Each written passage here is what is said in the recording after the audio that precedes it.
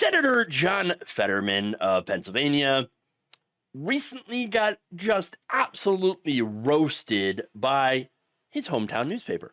The Philadelphia Inquirer and their editorial board wrote a scathing editorial against the man that they had once actually endorsed. So, telling him that it is time for him to either, quote, serve Pennsylvanians or step away. Damn. They're serious. Now, in the column that was published on Sunday, they basically accuse a guy of checking out. Like, he's just not there. Okay? And that is during a time that is very crucial right now where all the Democrats need to be on board to fight against the Trump regime. Okay? That's one of the biggest complaints against the Democratic Party right now is, where are you? You are not fighting against this regime. What are you doing?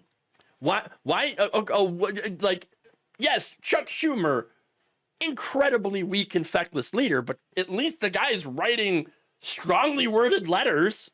I mean, it's not much, but goddamn, it's more than what John Fetterman's doing, which is nothing. He's not even showing up. He's not there. Here's what the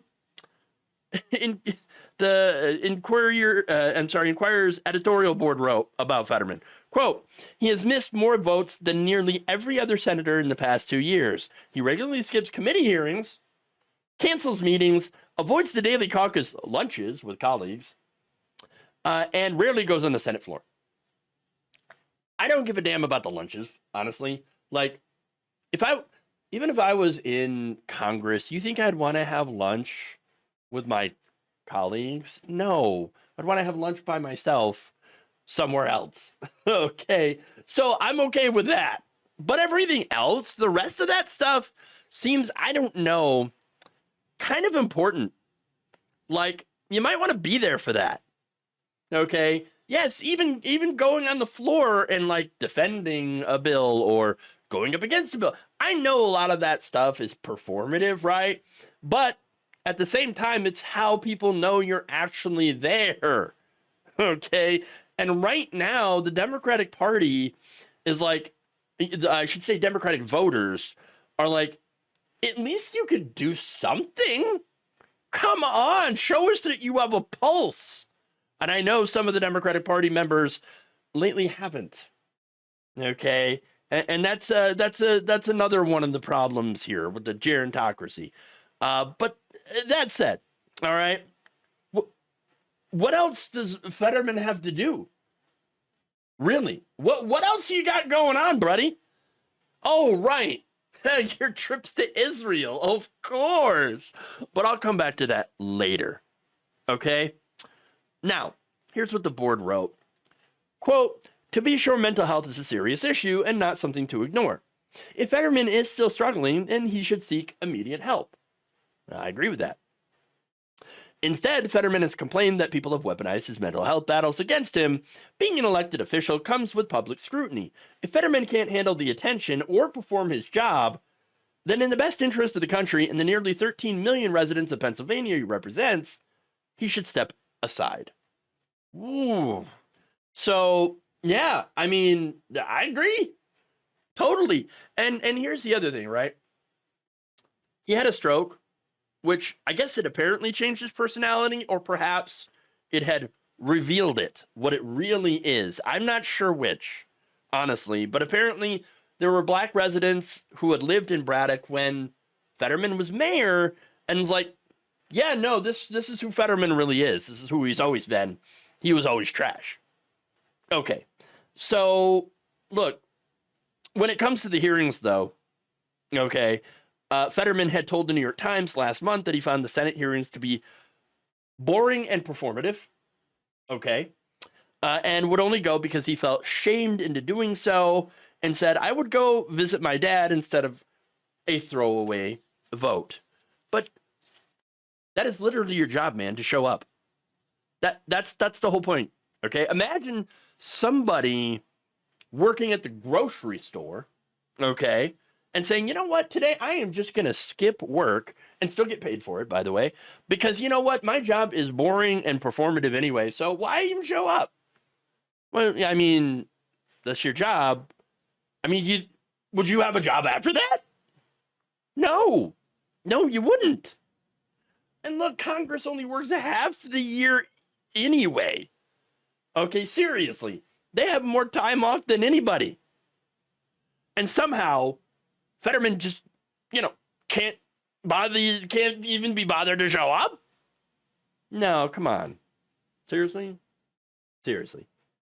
In fact, the Inquirer also mentioned that, saying, quote, spending time with family is laudable, but if that is his priority, then Fetterman should get a job closer to one of the 8 properties he owns in his hometown of Braddock, Pennsylvania. Many of Fetterman's constituents would like to work half a year so they too could spend time with their families. Safe to say, many would do it for less than Fetterman's salary of $174,000, which is more than double the nation's median household income. Absolutely true. Also, I am so glad to see them saying it. That's nice. Wow. And then I love that, but they also hit him for his travel, which I think is also fantastic. They point out that Fetterman has flown to Israel twice in the past year, including a recent all-expense-paid junket to meet with Prime Minister Benjamin Netanyahu, who has been accused of war crimes and corruption. Oh, yes. He and his wife flew first class and stayed in 5-star hotels as part of a fact-finding mission. Oh, gee. Really? They're finding facts, huh? That cost $36,000 and was paid for by a New York-based nonprofit.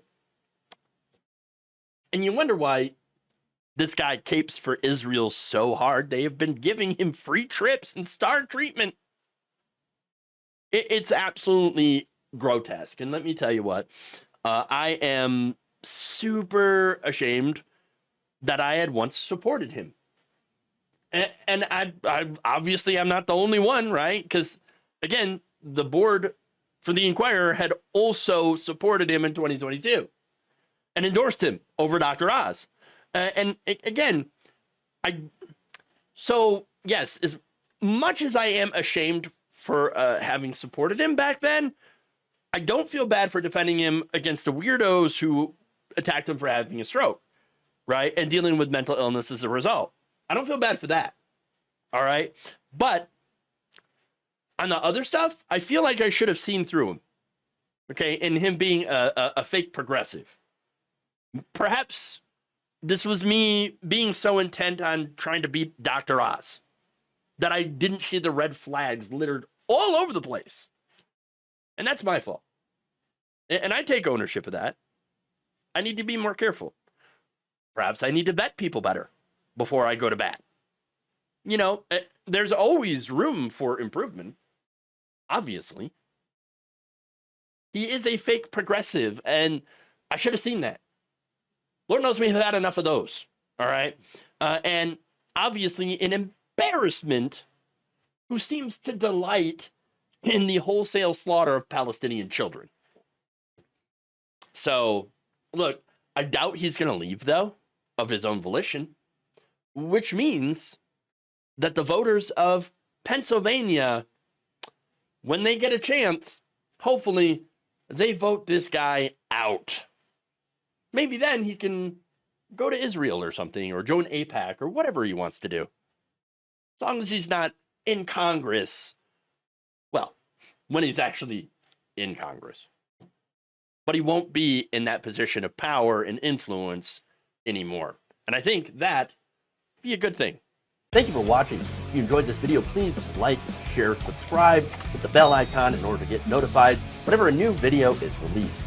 And if you want to support independent, progressive media through this difficult time where it seems like everybody is shutting down, you can become a member on our YouTube page, you can become a subscriber on Facebook, or you can go to my Patreon. It's patreon.com/Jeff Waldorf. Thank you.